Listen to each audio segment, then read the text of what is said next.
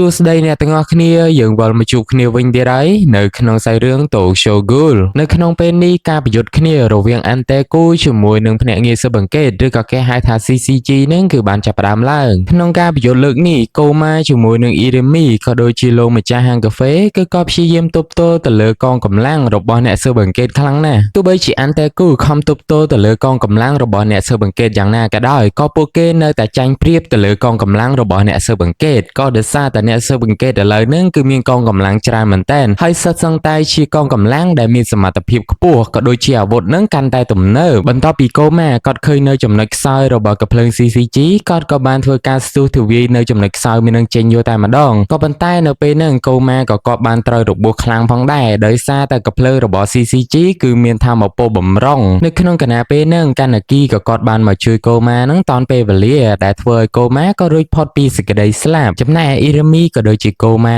ដែរនាងកំពុងតែព្យាយាមវាយទៅលើ CCG បណ្ដាក៏ដូចជារកចំណុចខ្សោយរបស់ CCG បណ្ដាដើម្បីងាយស្រួលនៅក្នុងការវាយប្រហារហើយនៅក្នុងគណៈពេលហ្នឹង CCG ក៏បានធ្វើការវាយប្រហារទៅលើនាងនៅពេលដែលនាងមិនដឹងខ្លួនហើយនៅក្នុងពេលហ្នឹងក៏មានជនស៊ីវិលម្នាក់ដែរដែលក្រុម CCG មិនអាចជម្លៀសចេញតាន់ពេលវេលានៅពេលដែលនាងបានជួយជីវិតដល់ទុនខ្សោយរបស់ជនស៊ីវិលបែបហ្នឹងគឺធ្វើឲ្យនាងហ្នឹងកាន់តែមានកម្លាំងចិត្តដើម្បីប្រយុទ្ធគ្នាជាមួយនឹង CCG បន្តទៀតហើយនាងក៏បាននិយាយឲ្យខ្លួនឯងនៅក្នុងចិត្តថានាងមិនអាចទុនខ្សោយបានទេនាងត្រូវតែការពារ Anteku នឹងឲ្យបានក៏ដូចជាអ្នកទុនខ្សោយជាងនាងផ្សេងទៀតអញ្ចឹងនាងមិនអាចចោះចាញ់នៅ CCG ទាំងអស់ហ្នឹងនោះទេនាងព្យាយាមវាយប្រហារទៅលើ CCG រហូតដល់ CCG បានវាយបកមកលើនាងត្រូវជាដំណំនៅពេលដែលអពាក់នឹងនិយាយចប់ក៏បំរុងដើរទៅប្រហើយទៅលើ Irimi ក៏ប៉ុន្តែនៅក្នុងពេលហ្នឹងកាណាគីក៏គាត់បានចេញមកជួយនៅតាន់ពេលវេលានៅពេលដែលកាណាគីគាត់បានមកដល់កន្លែងកើតហេតុមួយហ្នឹងគាត់បាននិយាយតែពី3ម៉ាត់តែប៉ុណ្ណោះទៅកាន់ក្រុម CCG ហើយគាត់ក៏បានបើកឆាកវាយប្រហារទៅលើអ្នកទាំងអស់គ្នាដែលនៅចំណុចមួយហ្នឹងហើយកាណាគីក៏បានវាយគ្នាជាមួយនឹងក្រុម CCG ផ្សេងទៀតកំពុងតែវាយពងប៉ាងហ្នឹងអ៊ីរ៉ាមីក៏នាងបានទៅសារទៅលើកាណាគីផងដែរដែលគាត់បានអភិវឌ្ឍខ្លួនឯងឲ្យមកខ្លាំងបែបហ្នឹងហើយលោកម្ចាស់ហាងកាហ្វេគឺគាត់ពិតជាពិបាកទប់ទល់មែនតើក៏ដោយសារតែការវាយប្រហាររបស់ស៊ូស៊ូយ៉ាក៏វារៀងលឿនហើយនៅក្នុងក្រុម CCG ហ្នឹងក៏មានសមត្ថភាពខ្ពស់ដូចគ្នាក៏ភ្លើងរបស់ពួកគេក៏កាន់តែទំនើបចំណែកកូម៉ាជាមួយនឹងអ៊ីរ៉ាមីនេះវិញក៏កំពុងតែមានសុវត្ថិភាពផងដែរបន្ទាប់ពីកាណាគីគាត់បានទៅជួយអ្នកទាំងពីរនឹងឯង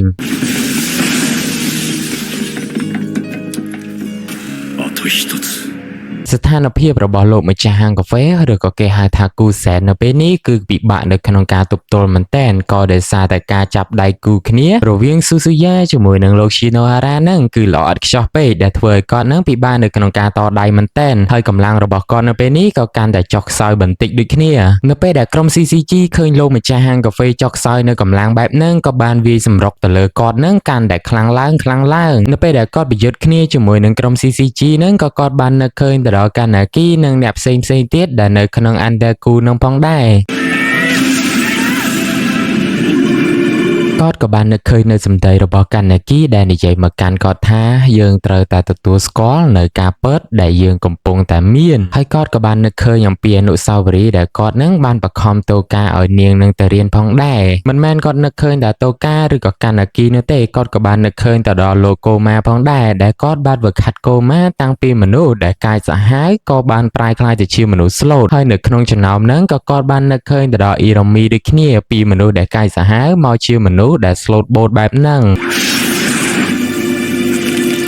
ជាចុងក្រោយអ្នកដែលគាត់នឹកឃើញដល់នោះគឺជាប្រពន្ធនិងកូនរបស់គាត់ហើយគាត់ពិតជាស្ដាយក្រោយមែនទែននៅពេលដែលគាត់មិនអាចការពារនៅប្រពន្ធកូនរបស់គាត់បានហើយគាត់ក៏បានសុំទោសទៅកាន់ប្រពន្ធរបស់គាត់ផងដែរដែលគាត់មិនអាចការពារនៅហាងកាហ្វេ Anteku ដែលវាគឺជាក្តីសម័យរបស់ប្រពន្ធគាត់ការដែលប្រពន្ធគាត់នឹងនៅមានជីវិតនឹងឯងហើយលោក Shinohara ក៏បានប្រកាសថាបិសាច Kuzen ដែលពួកគេតែងតែតាមប្រម៉ាញ់នឹងគឺបានបាត់បង់ជីវិតហើយដែលធ្វើឲ្យនៅក្នុងបរិវេណនៃសមរភូមិនឹងវាពិតជាសប្បាយរីករាយយកតែមែនតែម្ដងនៅពេលដែលកាណាគីគាត់លឺសេចក្តីប្រកាសរបស់លោក Shinohara បែបហ្នឹងគឺធ្វើឲ្យគាត់កាន់តែក្តុកក្តួលនៅក្នុងចិត្តហើយតូកាក៏នាងសេតផងដែរទោះបីជាកាណាគីត្រូវសេតក៏អត់សេតចេញដែរក៏ដោយសារតែបញ្ហាហ្នឹងមកឈួរចំកតាមុខយកតែម្ដងហើយគេតែងតែនិយាយថានៅក្នុងគ្រោះតែងតែមានលៀបនៅពេលហ្នឹងភ្លើងប៉ោះក្រហមមួយគឺបានហោះទៅបុកសាកសពរបស់លោកម្ចាស់ហាងកាហ្វេនៅក្នុងពេលហ្នឹងលោកម្ចាស់ហាងកាហ្វេក៏គាត់បានប្រែក្លាយខ្លួនឯងទៅជាបិសា សាយថ្មីមួយទៀត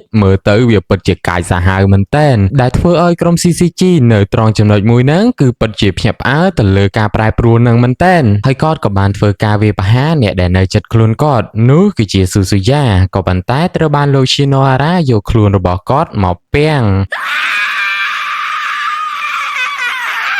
ហើយសមាជិករបស់អាហ្គីរីក៏ដូចជាកងទ័ពរបស់អាហ្គីរីហ្នឹងក៏បានមកដល់នៅក្នុងសមរភូមិហ្នឹងដូចគ្នាដើម្បីបើកឆាកនៅក្នុងការប្រយុទ្ធជាមួយនឹង CCG ចំពោះការប្រយុទ្ធរវាងកាណាគីជាមួយនឹងអាម៉ុននេះវិញក៏កំពុងតែវាយគ្នាពងប៉ាំងឡើងបែកការភ្លើងពេញហ្នឹងហើយបន្ទាប់ពីវាយគ្នាបានមួយសន្ទុះអ្នកទាំងពីរក៏បានឈួរសម្លក់មុខគ្នាបានមួយផ្លែតផងដែរហើយនៅពេលហ្នឹងអាម៉ុនក៏បានបើកឆាកវាយប្រហារទៅលើកាណាគីជាបន្តការវាយប្រហាររបស់អាម៉ុនលើកនេះគឺធ្វើឲ្យកាណាគីត្រូវរបួសច្រើនគួរសមដោយសារតែអាម៉ុនបានវឹកហាត់ខ្លួនឯងនឹងកាន់តែខ្លាំងជាងមុនអាយប្រូឥឡូវដូចជាខ្លាំងជាងមុនបន្ទាប់ពីកាណាគីវាយឲ្យត្រូវរបួសអាម៉ុនក៏បានងើបមកវិញហើយគាត់ក៏បានបញ្ចេញនូវអាវុធថ្មីរបស់គាត់មួយទៀតដែលវាធ្វើឲ្យគាត់នឹងកាន់តែមានសមត្ថភាពខ្ពស់ក៏ដូចជាការបំលាស់ទីនឹងកាន់តែលឿនផងដែរ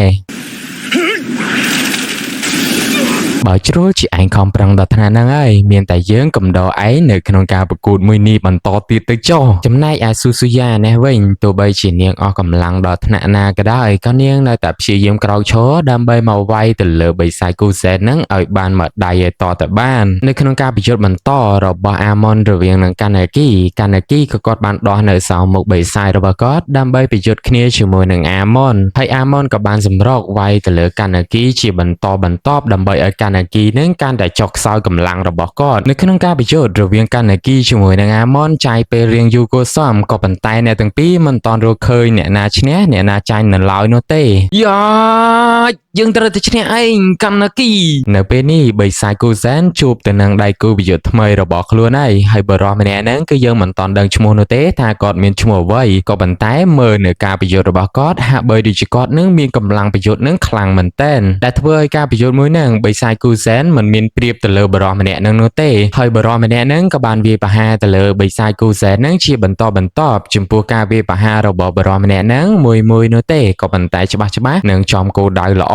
ហើយបិសាចគូសែនហ្នឹងគឺមាន2អ្នកគ្នាមួយគឺជាលោកម្ចាស់ហាងកាហ្វេហើយមួយនេះគឺទៅតែធ្លាក់ពីលើមេឃមកនឹងឯងហើយខ្ញុំនិយាយថាលោកម្ចាស់ហាងកាហ្វេមិញហ្នឹងគឺខ្ញុំពិតជាអធិស្ឋានមែនតើអ្នកគ្នាចំណែកលោក Shinohara នេះវិញគ្រូពេទ្យរបស់ CCG ហ្នឹងកំពុងតែព្យាយាមសង្គ្រោះទៅលើគាត់មែនតើមិនដឹងថាគាត់នឹងអាចនឹងមានជីវិតរស់ដែរឬអត់ចំណែកកាណាគីនេះវិញគាត់ក៏បានមកហាងកាហ្វេអាន់តែគូហើយក៏បានជួបគ្នាជាមួយនឹង Heidi នៅពេលហ្នឹងគាត់ក៏បានលាក់នៅអត្តសញ្ញាណបិសាចរបស់គាត់ផងដែរក៏ប៉ុន្តែ Heidi ហ្នឹងបានដឹងជាយូរមកហើយថាកាណាគីក៏ជាបិសាចផងដែរហើយ Heidi ក៏គាត់បាននិយាយលេងសើចជាមួយនឹងកាណាគីជាច្រើនក៏ដូចជាគាត់នឹងបានរៀបរាប់អំពីទុក្ខលំបាករបស់គាត់ដែលគាត់តែងតែព្យាយាមជួយកាណាគីពីក្រៅខ្នងនឹងឯងទោះបីជាគាត់មិនបានជួយទៅលើកាណាគីច្រើនក៏ដោយក៏គាត់នៅតែព្យាយាមជួយទៅលើមិត្តភក្តិសម្លាញ់របស់គាត់ផងដែរហើយពាក្យសម្ដីចុងក្រោយរបស់ Heidi និយាយទៅកាណាគីគឺគាត់បាននិយាយថាតោះយើងទៅផ្ទះវិញនៅពេលដែលកាណាគីគាត់ឮពាក្យនេះចេញពីមាត់មិត្តភក្តិសម្លាញ់របស់គាត់គឺធ្វើឲ្យគាត់នឹងមិនអាចទប់ទឹកភ្នែករបស់គាត់ជាប់នោះទេហើយគាត់ក៏បានយល់ច្បាស់ផងដែរអំពីគោលបំណងរបស់ Heidi ដែលបាននិយាយពាក្យនឹងមកកាន់គាត់ពិតជាសោកស្ដាយមែនទែនដែលគាត់តែងតែព្យាយាមចេញពីអន្តេគូនិងគេចវេះទៅលើ Heidi គាត់ព្រមទទួលយកនៅអ្វីដែលគាត់តែងតែធ្វើកន្លងមកហើយអ្វីទាំងអស់ហ្នឹងគឺវាបានបង្ហាញឲ្យកាណាគីបានឃើញថាទោះបីជាគាត់ព្យាយាមការពារទៅលើអ្នកទាំងអស់គ្នាក៏ដោយក៏វានៅតែបាត់បង់នៅថ្ងៃណាមួយជាក់ជាមិនខានហើយពាក្យដែល Heidi និយាយទៅកាណាគីថាតោះយើងទៅផ្ទះមួយនេះគឺវាមានន័យថា Heidi តែងតែនៅជាមួយនឹងកាណាគីជានិច្ចទោះបីជា Heidi ដឹងថាកាណាគីគឺជាបិសាចគូលក៏ដោយក៏គាត់តែងតែគិតថាកាណាគីគឺជាមិត្តភក្តិសម្លាញ់នឹងគាត់ដដែលជាចុងក្រោយកាណាគីនៅតែបាត់បង់នៅអ្វីដែលគាត់តែងតែការពារដូចជា Heidi ដែលជាមិត្តភក្តិសម្លាញ់របស់គាត់ដែលថមថតឡើងជាមួយនឹងគ្នាតាំងពីក្មេងមកម្ល៉េះហើយគាត់ក៏បានបាត់បង់ទៅនឹងអន្តេគូផងដែរដែលជាកន្លែងដែលផ្ដល់នូវក្តីសង្ឃឹមដល់គាត់ដូចគ្នាហើយឥឡូវនេះគឺគាត់បានរស់នៅកន្លែងដែលមានសុវត្ថិភាពដើម្បីយក Heidi ទៅទុកទីកន្លែងមួយហ្នឹងនៅត្រង់ចំណុចមួយហ្នឹងគេបានបង្ហាញឲ្យយើងឃើញថានៅពេលដែលយើងធ្វើអ្វីមួយបរាជ័យគឺតែងតែមានអ្នកផ្ទះដូចជាម៉ាក់ដូចជាប៉ាដូចជាបងក៏ដូចជាប្អូនដែលតែងតែផ្ដល់កម្លាំងចិត្តនិងគាំទ្រមកលើយើងជានិច្ចសាច់រឿងរបស់យើងក៏ខ្ញុំសូមស្លេះ ត្រឹមតែប៉ុណ្ណឹងចំពោះអ្នកទាំងអស់គ្នាដែលក៏ទៅតែមកថ្មីទេកុំភ្លេច Subscribe ទៅលើ Channel Hayasin ម្នាក់មួយផងហើយខ្ញុំក៏សូមជូនពរឲ្យអ្នកដែលមើលវីដេអូខ្ញុំជួបតែសំណាងល្អជួបតែមនុស្សល្អនិងរស់ស៊ីទទួលទានមានបាននៅក្នុងក្រុមគ្រួសារជួបខ្ញុំនៅវីដេអូក្រោយៗទៀតបាយបាយអ្នកទាំងអស់គ្នា